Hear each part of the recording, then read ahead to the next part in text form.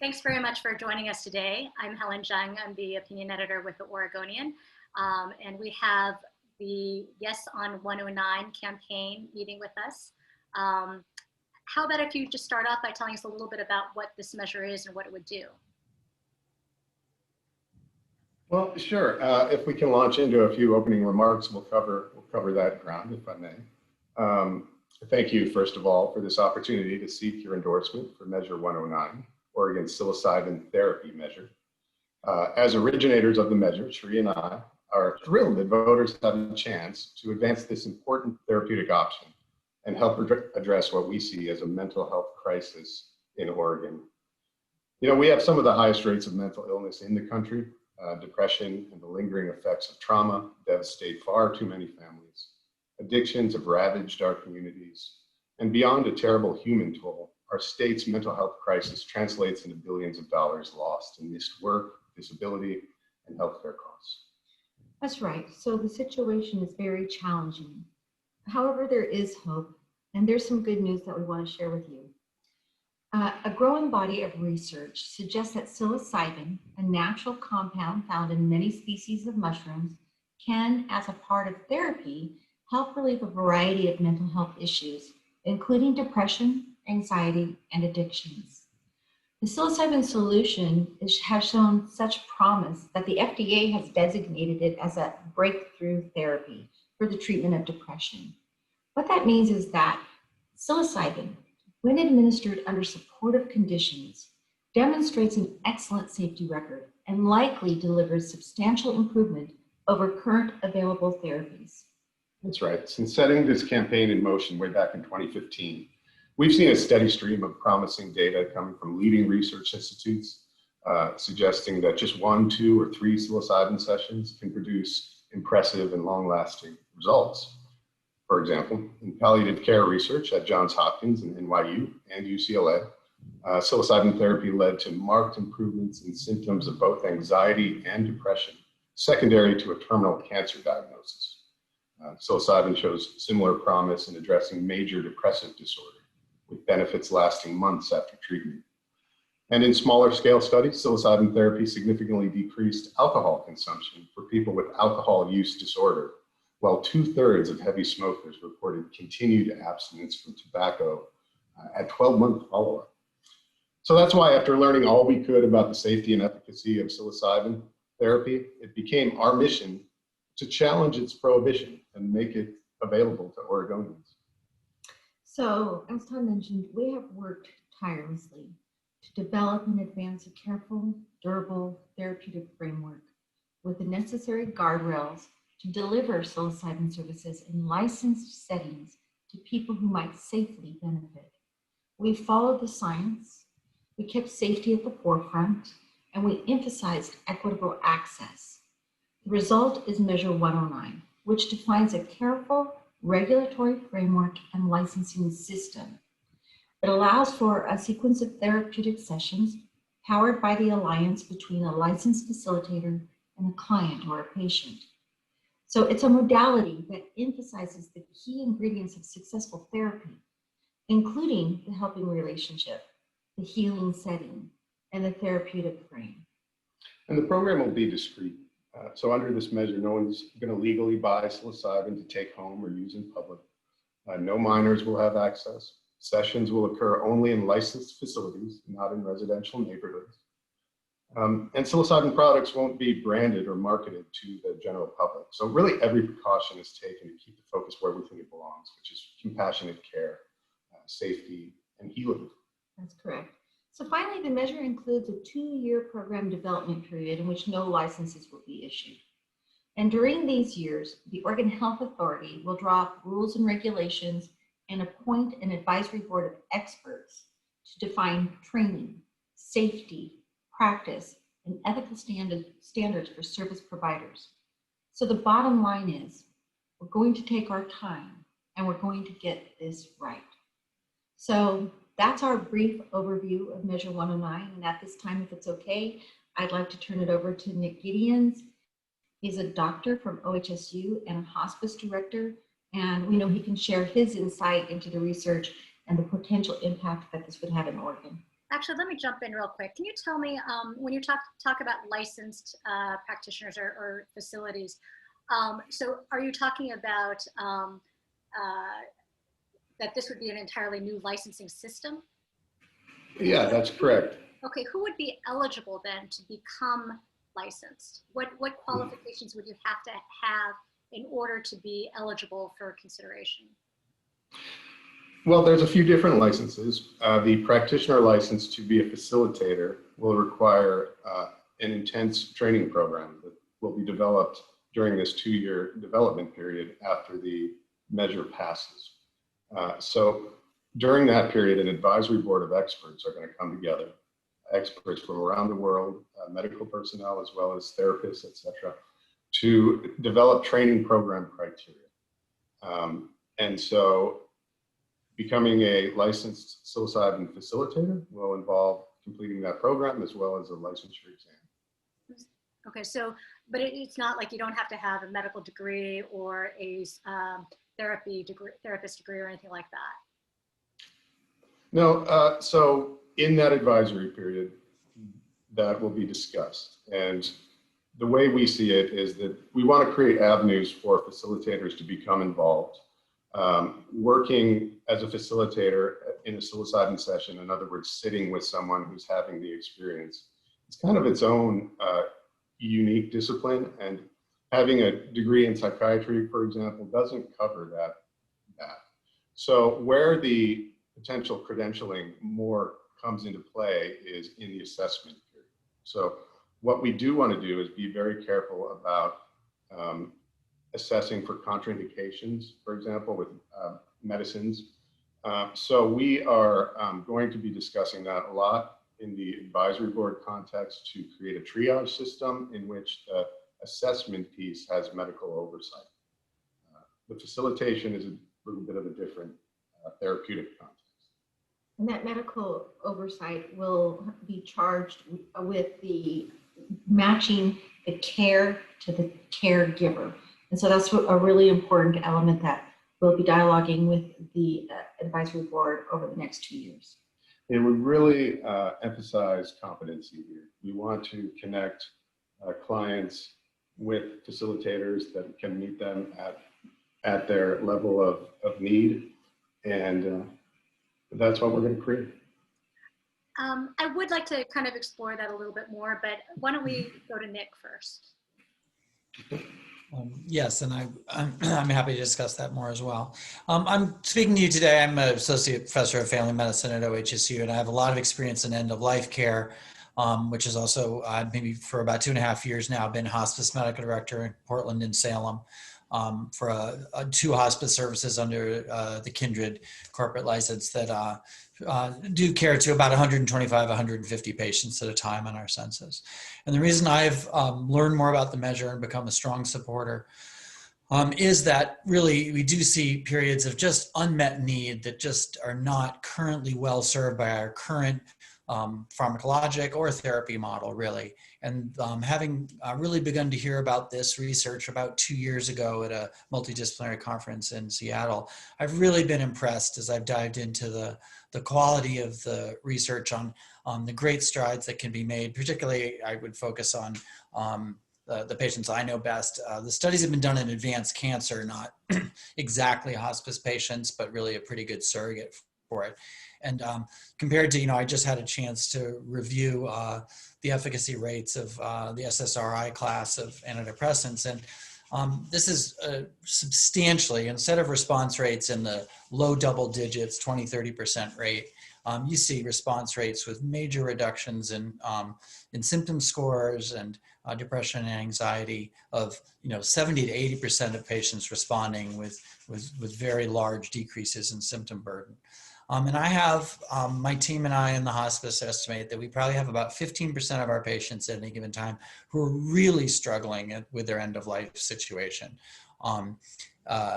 Just stuck in a cycle of depression and negativity and anxiety. And the way this treatment seems to work, and in the advanced cancer studies, it's generally been one session, but one or more sessions, is to just really break that cycle, get people out of that sort of a dose of instant mindfulness, if you will, the ability to get outside the problem, not have that cycle perpetuate with substantial symptom improvement. And especially in hospice where our patients are really frail medically, it does seem that the compound's reasonably safe. You do need safeguards, blood pressure, hypertension, acute periods of anxiety during treatment. But at 9-month follow-up on these studies, we see really very, very, very safe profile, which is why I believe this 2-year development program will be able to institute measures to make this safe. So that's really the main thing I want to emphasize. You know, it is a therapy measure. It's not a compound. It's not a pharmacology measure per se. So I think that we can talk more about that when you're asking about the specific qualifications and why maybe a variety of ways of coming into competency and training can work. But again, I support it for that. For the benefits seem to have been so great in the studies that we've seen. Thanks, Dr. Gideons. Maybe we can turn to Chad Ikuski, who's going to share his personal journey of healing suicide.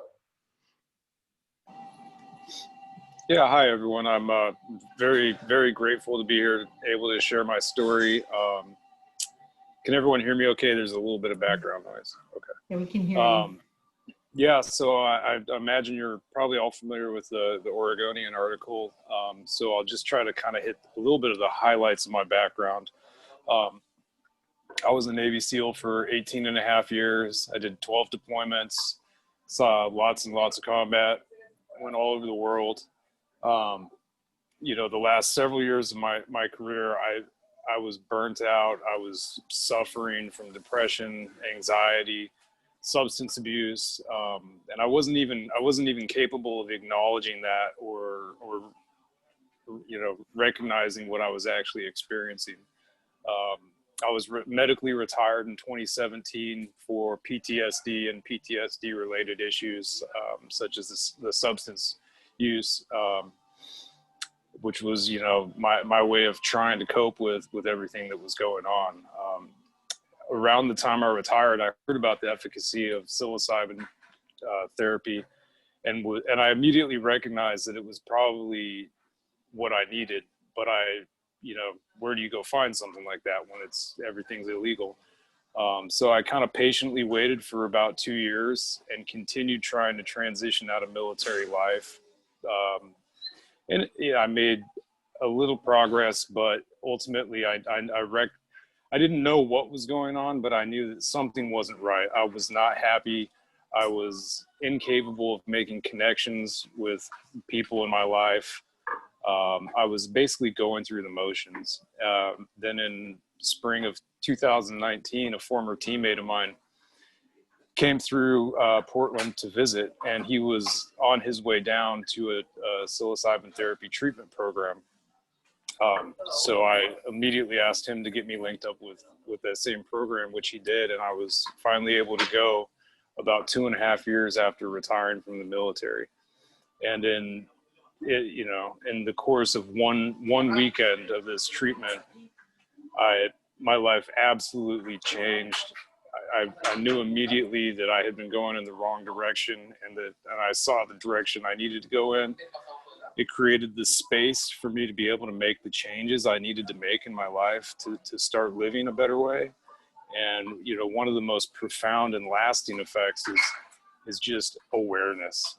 I now have this awareness, which has enabled me to look backwards and understand, oh, I was dealing with depression, anxiety, PTSD, and you know, how angry I was all the time. And then, you know, in that one weekend, just the amount of healing and processing and letting go of trauma and everything else that I was suffering from, you know, I would equate it to really a lifetime of psychotherapy.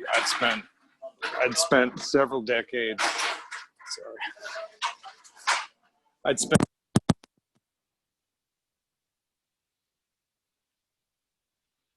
Hey, Chad, we're having trouble hearing you, I think.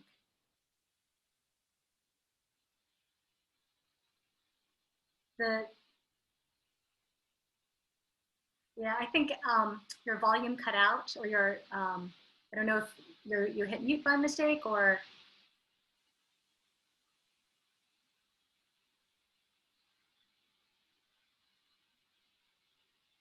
We're still not getting, Okay. Okay, well, I think that we were able to get the gist of what Chad experienced, what he was going through for many, many years, the various types of treatment that he was seeking to help him find the healing that he was looking for the trauma that he was enduring and the depression that he was going through. So we just want to take this time to say to Chad that we appreciate you. Thank you for your service to our country. Thank you for your story and your success. And we're really so glad that you made it through. You're able to tell your testimony, and we're just so thankful for you.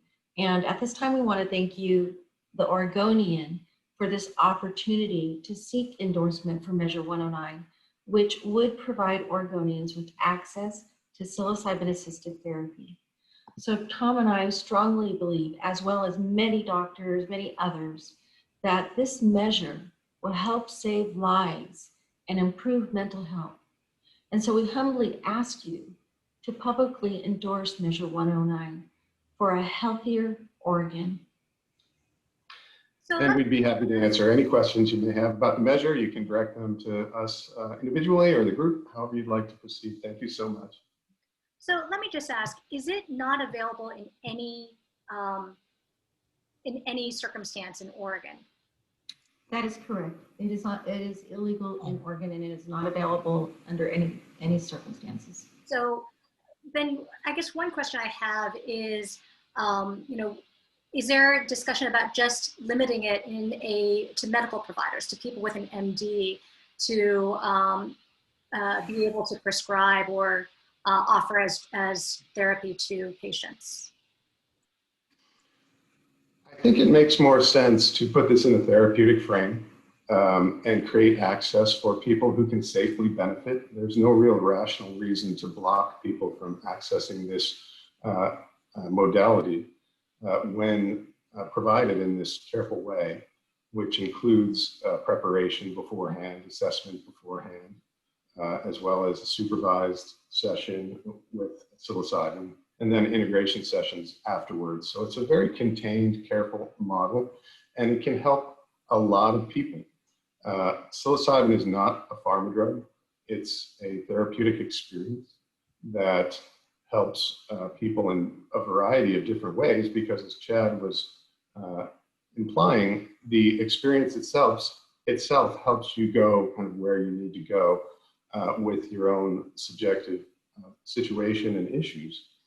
So we see no reason to kind of wall it off to the psychiatric community only. And it's probably important to note that psilocybin has been used for centuries in various situations as sacrament in the indigenous tribes. So as Tom said, we're seeing this as a therapeutic modality that is outside of the traditional psychiatric modality. So it's interesting because the Oregon Psychiatric Physicians Association, as you know, filed a letter or a statement in opposition to this measure. And one of the things that they talk about is that psilocybin affects serotonin levels and induces hallucinations. It could interact adversely with prescribed medications, worsen a patient's mental health condition, or encourage a person to stop their current treatment. In essence, it will allow prescribing of a controlled substance with effects on the body and the brain to a practitioner with no medical training. Why should that not concern Oregonians? I'd like to speak to that, Helen, because, I agree. When I first read the measure, one of the questions I had was, where would medical oversight occur and what were the qualifications of licensees? And I want to bring a couple of points to bear with. One, I know those statements, they represent many physicians. However, I'm quite sure there's not been a broad open discussion, because I'm a member of the OMA, for example. There's not been a broad open discussion among the membership. And as I speak to my psychiatric colleagues at OHSU as well, and maybe I'm in a different sphere or bubble, but I actually hear, many mixed opinions and a lot of positivity. Indeed, at OHSU, we already have set up some informal study groups and stuff that will look at this should it become available. It's not prescribing. This is not like giving someone a medication that they leave, go home and take every other day or every day maybe with long-term interaction effects. The things that are described are relatively theoretical. The studies are adequate numbers. Indeed, the FDA has moved it through the normal first phase 1 safety trials because the safety profile is well known. It's not like there's zero contraindications, but the risk profile is very low. The interaction with other medicines is quite low. Serotonin syndrome, for example, is when people take multiple medications with serotonergic effect over a long period of time.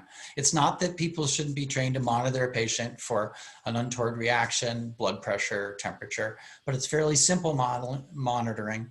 And in all the study protocols, essentially has been non-problematic, if not near zero in terms of effects when done just within the type of protocols that have been developed.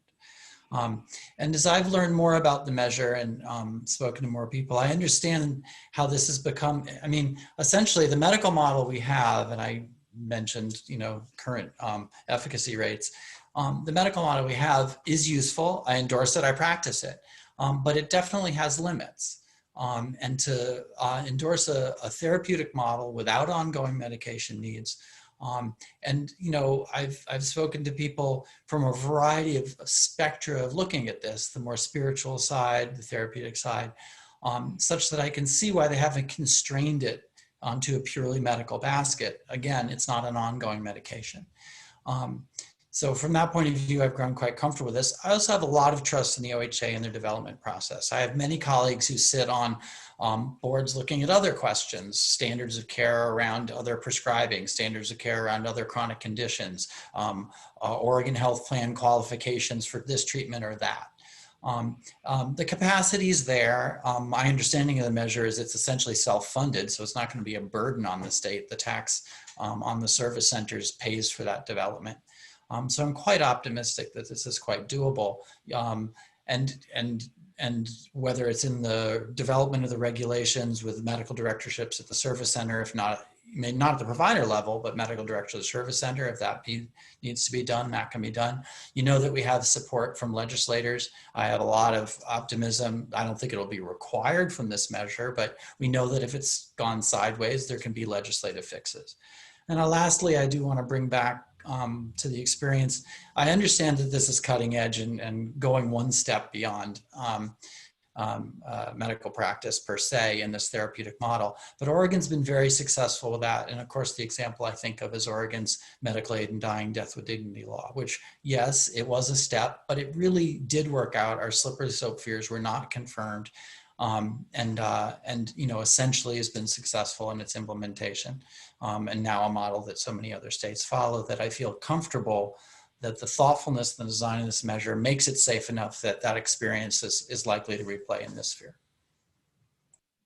I have a question, and forgive me, I'm having kind of in and out audio, so maybe this was addressed, but I'm just curious if there are other states that, speaking of how we became a model for others in the Death with Dignity Act, are there other states or areas that you've been looking to or that we can look to where this has been done or has been relied upon in this way?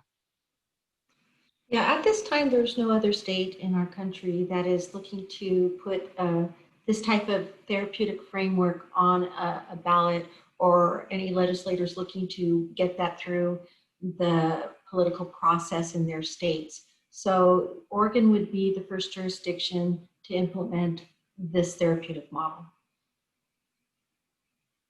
And so, Nick, let me ask you, but there are some concerns about how it could interact with medications. Is that, are you saying that that is correct, but that it's been fairly low severity?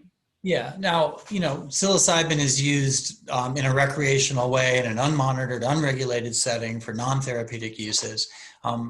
So we have seen, small numbers of folks get hyperthermic in certain settings that were also environmental in these unregulated settings.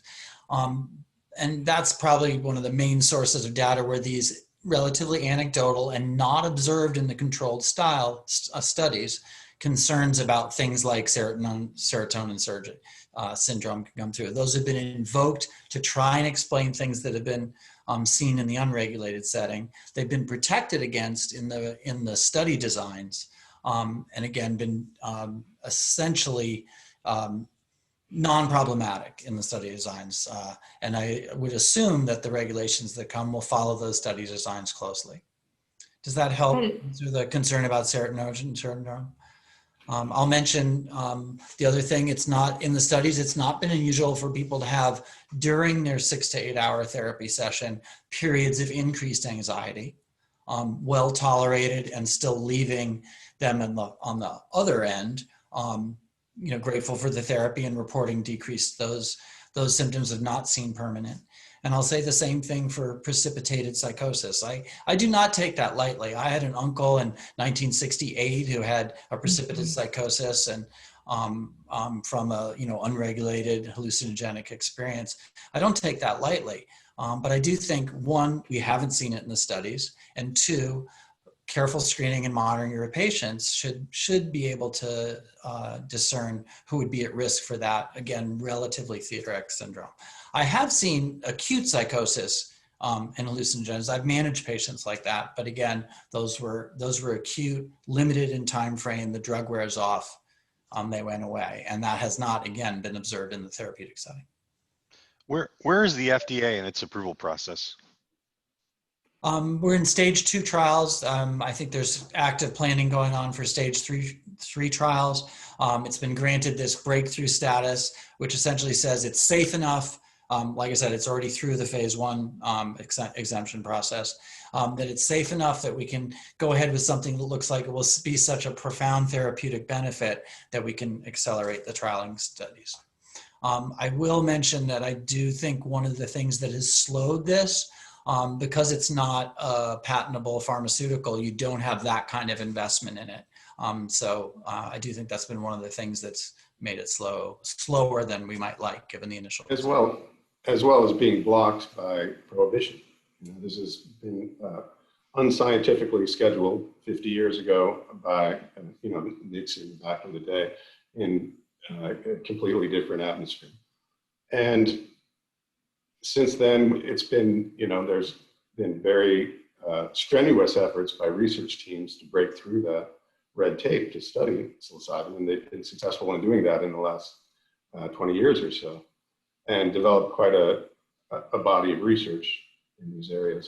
Of course, again, psilocybin is, was studied in the 50s and 60s, and all those studies pointed to it being a therapeutic agent and having an excellent safety track record. This is a natural compound. I can't emphasize it enough that this is not a new pharma drug cooked up in a lab that we don't know anything about. We actually know a lot about psilocybin. So let me ask, Chad, can you talk about just when you were receiving therapy, it was under, who was administering it? I guess, was it a psychiatrist, or can you just talk about some of those details? I think you're muted again, Chad.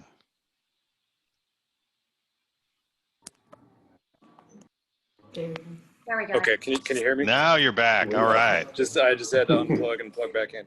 Thank you very much for that question. It's a really good one, and I wanted to comment on this because I got cut off. But one of the main reasons why I wanted to help endorse this campaign is because, due to my background as a SEAL, it opens a lot of doors. So I was fortunate to land at a program that's extremely well administered and has all the support necessary to get the most out of the therapeutic healing that psilocybin offers. I have done it with a group that's overseen by a medical doctor, who also brings in additional nurse care and therapists or integration coaches. And I've also done it in a more traditional setting where you just have a person who has no quote unquote qualifications, but has been working with plant medicines for several decades. And in both cases, I felt extremely safe and comfortable enough to do this type of work, which can be very challenging mentally. So one thing I really like about this measure is how it's written, and it will provide safe access to people who are suffering. That's the key, is that it provides safe access. With that meaning the set and the setting are extremely important. So a lot of the bad experiences that people have come from not having a safe and secure set and setting where they can do this with people who know what they're doing and can help guide them through the experience. That's so critical and such a huge and important part of the way that this measure is written. As these medicines become more well known and more popular, if we don't provide people safe access to them in the right settings, they could not be welcomed. But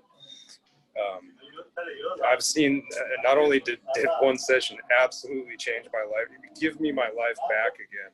I've seen it for, at least 100 former teammates do the same thing now. As far as, and all of the groups that I've done this with, that part of their screening process for you to come and be able to receive these therapies is they do a medical check to make sure you're healthy enough, and they check if you are using any medications that are contraindicated, and if you are, they either help you get off those medications ahead of time with enough time to clear them out of your system, or you just wouldn't be able, or they might find a different plant medicine that could be able to help you. But all of these things are critical. But when psilocybin therapy is administered by knowledgeable people who care, are compassionate, and know what they're doing, these things are very, very easily mitigated. And that's why it's so important that people have the safe access to this treatment that Measure 109 will give them. Chad, may I ask Thank how you, many? Chad. Oh, sorry. If I can just add something real quick, Amy. We are, during that 2-year development period, we will be focusing on the safety, the benefits, and the risks. We know that psilocybin is not a panacea, and we know that there has to be a really strong way of assessing potential client or patient, depending on who their caregiver is going to be.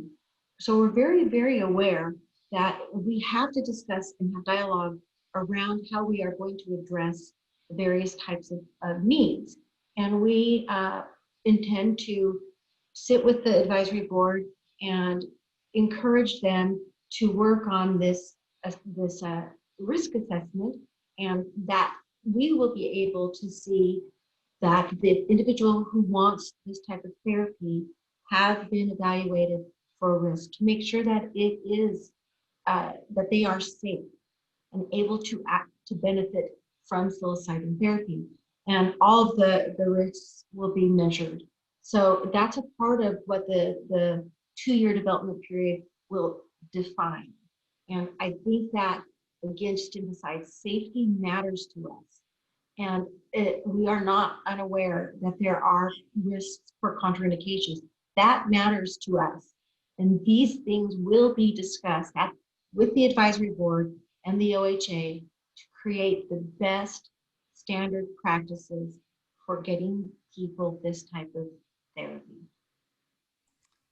I wanted to briefly mention that, I'm certainly, when you mentioned the statements by the OBBA and the OMA, this is a very open discussion, and I do think we're looking at the same data from just from the perspective of a more conservative organization or one that's representing physicians alone.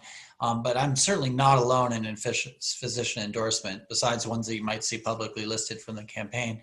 Ira Byock is a really leading luminary, essentially the father of American hospice. He wrote a wonderful article in the Journal of Palliative Care in 2018 about taking psychedelics seriously, again, citing all the same data that we're all talking about. Thomas Quill, another leading luminary and innovator in hospice care, has issued a direct statement in support of this measure. So again, it's definitely an open discussion in the medical community, and I hope those are addressed. I fully expect that kind of input to be heard in the rule development process. What would psilocybin therapy be available for? What depression, is it restricted to that? Are there other uses that it would be used for? It's not based on qualifying conditions. So again, this is a therapeutic model. It's more based on identifying those contraindications. That's why the emphasis is on screening, and this is a very important conversation to have around the screening process, because that's the important part, is being able to flag if there are, if somebody's on medications, what the interaction could potentially be. Because psilocybin, aside from potential contraindications that we've been focusing on, is actually handled by the body relatively well. I mean, it's processed well, and the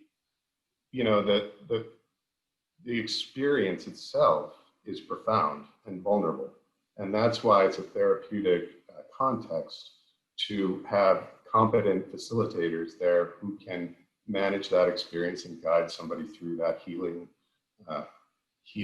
sequence.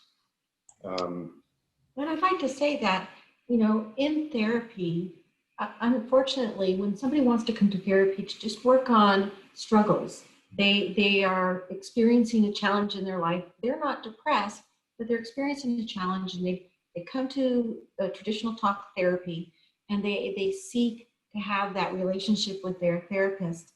Unfortunately, there has to be a diagnosis, in that official capacity in order for therapists to be compensated by insurance.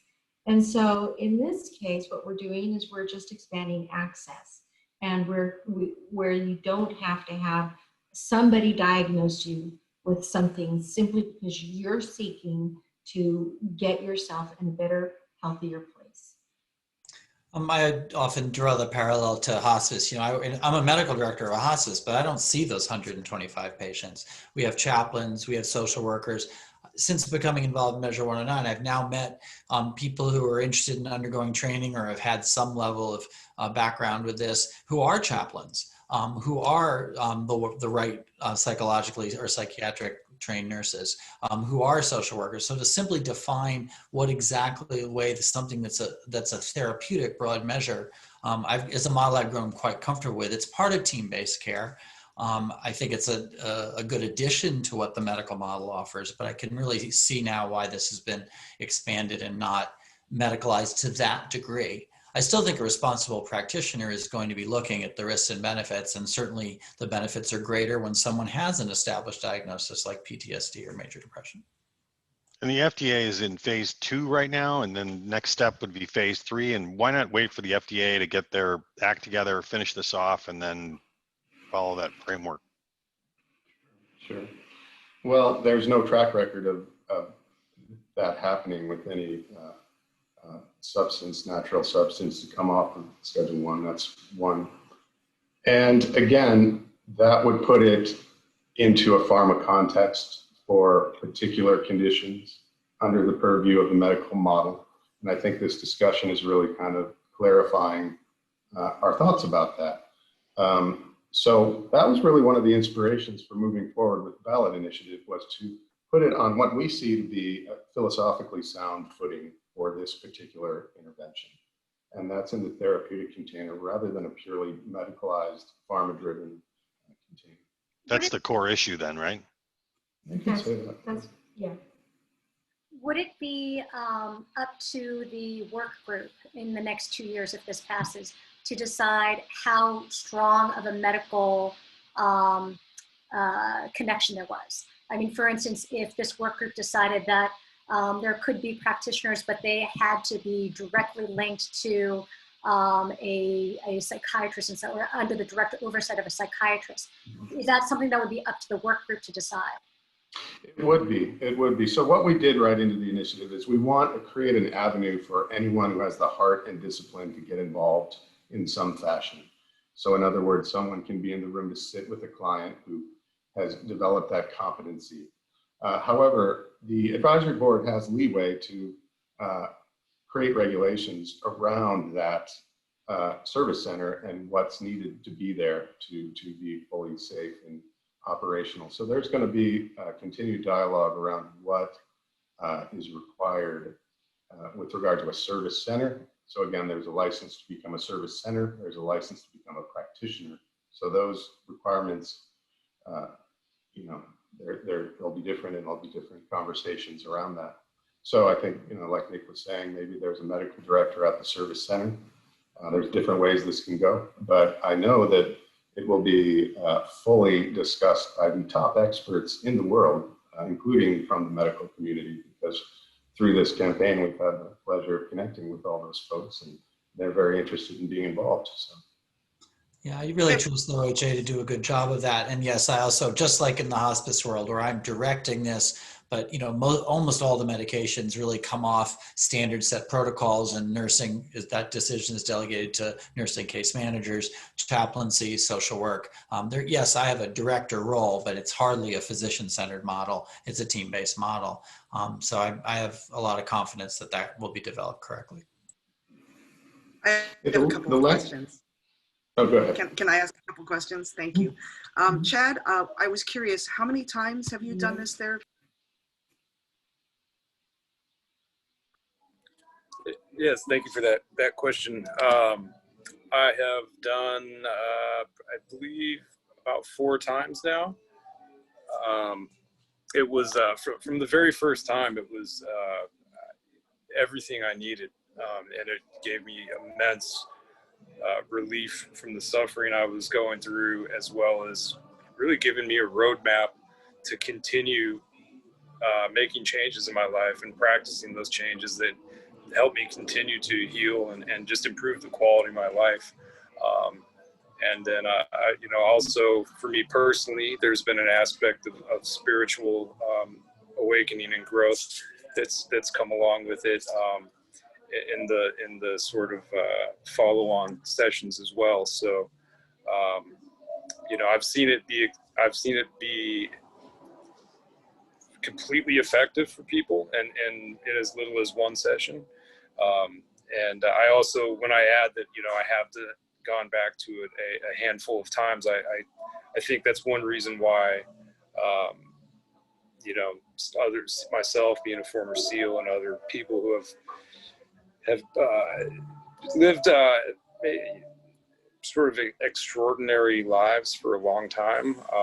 You know, I think the fact that its efficacy has been demonstrated time and time again with me and my former teammates just speaks profoundly for how exceptionally healing and exceptionally healing that psilocybin therapy is. Thank you. And my second question, maybe Sherry and Tom or Nick can answer. What's to prevent somebody in who wants primarily recreationally, but saying, hey, I am suffering from anxiety or depression, and I would. You cut out a little bit, Amy, but I I think see you're on mute now. Yeah. My question was about whether somebody who walks, what is to prevent someone from walking in and saying that they have an anxiety disorder, but really they're primarily there looking to use it recreationally? What's to stop those folks from showing up? Well, this is not a recreational experience per se. So, you know, people can access this for their own reasons, but the modality will be a careful sequence of therapeutic sessions defining the goal and defining the intent. And that intent could be to explore consciousness, to learn about yourself. So there's, you know, what line are we trying to draw here? I think psilocybin experience is therapeutic, and it will be handled that way. This is not an addictive, habit-forming substance at all. So people don't have this experience and say, oh, I got to do that again right away. That's just not the track record of psilocybin. So, and I think Chad can probably speak to that as well. Yeah, so, I just wanted to add in that I've heard it before many times, and I've seen it to be entirely true, that no matter what reason brings you to psilocybin, plant medicine, getting there, you're going to learn. And this is, because it can be one of those things that's very difficult to understand, and maybe sounds even very far out there to anyone who hasn't had the experience, but psilocybin does not give you what you want, it gives you what you need. And so no matter what someone's reason for coming in may be, the medicine I know this sounds very far-fetched and out there, but it's true that it will give you what you need, regardless of the reason that brought you there. That's correct. And I think it's important to remember that in the measure, there's a sequence of sessions. So if somebody's coming in, they're going to have to go through that first session where they're going to define why they want to have this experience. They're going to learn what the experience will potentially be about, and some of the things that they can anticipate from going through the experience. They're going to develop that relationship with the individual who's going to be providing the services. Then when they come for the actual administration and the psilocybin-assisted therapy session, they're going to be in that space with someone the entire time that they are under the use of this medicine. So they're not going to be leaving. There's not going to be an opportunity to use it in a maybe recreational sense. It's written into the law. You're going to have your pre-session. You're going to have your administration. And at that point, we have the third session, which is integration. And we actually think that probably many people will go on to 3 or 4 or 5, like Chad was talking about, sessions where you work on integrating the experience into your everyday living. Amy, and just one last thing to add there is that the session doesn't have to go on. The facilitator is empowered to see this is not a good fit. So if there are red flags, and that's part of the assessment, we've been talking about the kind of medical side of things, but a big part of the assessment is psychological and developing a sense of goodness of fit. Both the facilitator and the client need to feel very good about moving forward before moving on to a psilocybin session. Amy, I'm going to also give a simpler answer in that it is available recreationally right now. You can get much easier than going to a service center, staying there for 8 hours, going through these extra visits. This provides the chance for those who seek the therapy to do so without having to jump through other hoops or find other resources, to do so safely in a regulated way. I can't imagine why someone would go to that much trouble to do something regulation. Prohibition has not kept that from being accessible to people. That's exactly right, Nick. Thank you. Great. Anyone else have any more questions? I guess, it just strikes me, and first of all, Chad, congratulations, man. I seriously, I'm so happy for you. I from the bottom of my heart, thanks for your service, and I'm so glad to know you're doing well.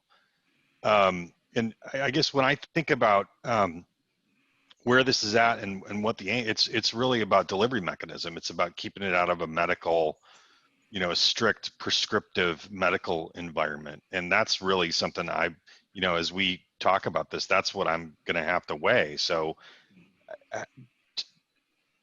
talk about that. I get it's really the definition of it as an aided therapeutic modality rather than a medical prescriptive environment. And that's the fundamental issue to me. So I know we're probably running up against it here, but help me. Sure. Yeah, I agree. And that was an inspiration behind this initiative, was to really clarify that. We didn't want to see psilocybin fall into that very strict modality of kind of pharma-driven modality. That said, this is kind of it's a new container we're looking to create, and people's tendencies are to rely on reference points from the past. And this is really a hybrid, and we're creating a new modality, and we're really thinking that through because it's new. We know that new things, you have to be really careful and thoughtful about how you roll them out, especially for the first time. Although, we're not reinventing the wheel. The science has really shown how to do this. But yeah, in people's minds, I think you're getting right at the key point, is that this is kind of a new construction that a lot of thought has gone into. I mean, through 50 years of prohibition, there's been people thinking about how do we bring this back into the culture so that we can bring the healing, bring people the healing they need. And you're right, it's not, it doesn't just easily slip into a rigid medical model, nor is it a recreational model by any means. So I think you're on the right track in terms of thinking about it. In terms of a therapeutic model. And so what we're thinking is we 100% support the FDA process. We are so excited about the designation that has been given, and we look forward to it making through phase 3 and being removed from Schedule 1, and for patients to have access to this for what it's prescribed for, which would be depression or major depressive disorder. But that's a very small part of our mental health crisis. And if we're going to address what we see happening in our own state, where again, we have the highest rate of mental illness in the country, we need to think differently about how we're going to provide care for the 95% of individuals who are seeking psilocybin for healing purposes, but cannot get it because they don't have that one diagnosis that would make them medically able to get the treatment. So this model and this measure will strongly look at that expanded access to the other 95% who are going to find, to Nick's point, they're going to find a way. So we want to provide a way in which they can experience this healing safely. They can get the maximum benefits because they're surrounded by people who understand what they're going to experience and what they're going through. And they can be assessed to make sure there is goodness of that they're fit for the benefits. And we're matching, hopefully, care to caregiver. So why eliminate people from what this could give them simply because they don't have depression or major depressive disorder? And that is a fundamental question that we should be asking ourselves in regards to therapy. Yeah, I think we really tried to take a rational approach. We didn't want to bend to kind of drug war stigma, but we didn't want to bend toward, not taking seriously the potential contraindications and whatnot. So we really, we wanted to do this rationally, and we can't find a reason to block people from accessing these services if they can do it safely. So that's the approach we took. John, what are the, I mean, what are sort of the rails for, what are the risks here about, if it goes off the rails, and what are the bad things that are going to happen, and then what? They're really mitigated by the service provider. I mean, this is the thing. In fact, in the research, there's been no lasting bad outcomes. Okay, there are difficult sessions, but that's why we have trained facilitators that know how to manage anything that may come up. And that tends to be heightened anxiety. Worst case is somebody gets afraid. And often that's part of the healing process. I mean, as therapists, we know this. It's a kind of a truism of therapy. In order to grow, you have to turn toward the thing you've been avoiding. You have to work through the anxiety and fear. So, for example, if you have someone who has been in addiction and they're trying to get sober, they're probably avoiding some stuff. Psilocybin creates a flexibility of mind where that can happen. And with trained facilitation, you can do that safely in an affirming container, and they're able to do something they weren't able to do before. So that's where the training and competency comes in to facilitate these sessions. And John, the service center will get its license pulled. That's what'll happen, and those are the rules that will be developed. I just wanted to speak one more, John, because you are right at the core of this. How medical is this versus other? I would be giving you a different answer. I might be looking for ways that I could see this accelerated, because for my patients, time is of the essence, right? Yep. I'm not going to have those patients very much longer, and I want to see the benefit. If this was a medicine that could be prescribed by any nurse practitioner or physician, was being distributed in the community, I would absolutely agree with you. This is a very tight box. And I think the benefits of that model outweigh any risk, or and really delineate it from what I just described. Great. Well, thank you very much for spending this past hour with us. This was a really great conversation. Thank you. so much. We really Yeah. appreciate it. We truly thank you for all your great questions. They are very important. There are some sticky things that during that 2-year development period, we will be working diligently on. We care about our humanity. We care about what we're seeing happening in Portland and in Oregon in general. And we just want to be a part of providing a possible solution through a very carefully regulated framework. So thank you all again for hearing us. Thank you. Thanks to all of you.